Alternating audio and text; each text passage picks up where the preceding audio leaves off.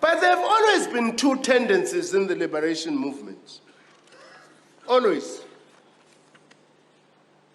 Much of the first half of the 20th century, the ANC, for instance, held a broadly progressive but essentially liberal reformist perspective of the nature of the national struggle.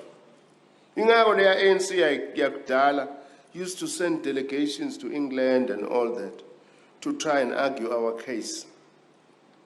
It was not until the struggles of the working class of the 1940s also had an impact in radicalizing the ANC itself, starting with the adoption of the program of action of the ANC Youth League.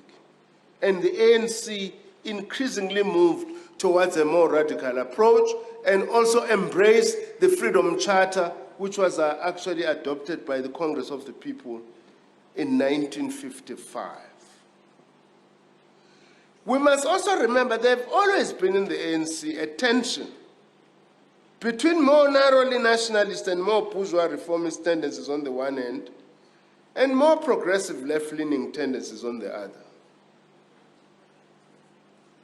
In 1962, the SACP, in its program, The Road to South African Freedom, reaffirmed the revolutionary national democratic nature of the South African struggle.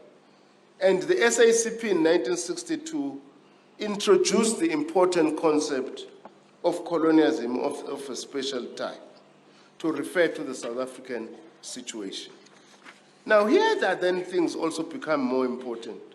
The crucial ANC 1969 Morogoro Conference, which marked a critical turning point after the major strategic defeat suffered by our movement in the mid-1960s, in effect reaffirms Lenin's distinction between a bourgeois democratic revolution and national revolutionary movements. Its strategy and tactics ka 69. I quote, "Our nationalism, which ANC, must not be confused with chauvinism or narrow nationalism of a previous epoch.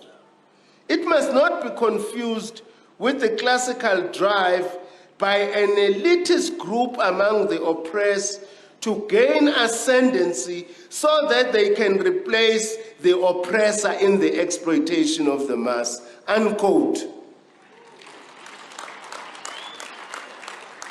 We never fought the struggle to liberate this country in order to hand over our economy to a family known as the Guptas and call that liberation. Actually, it's an affront. It's a very serious affront to our movement.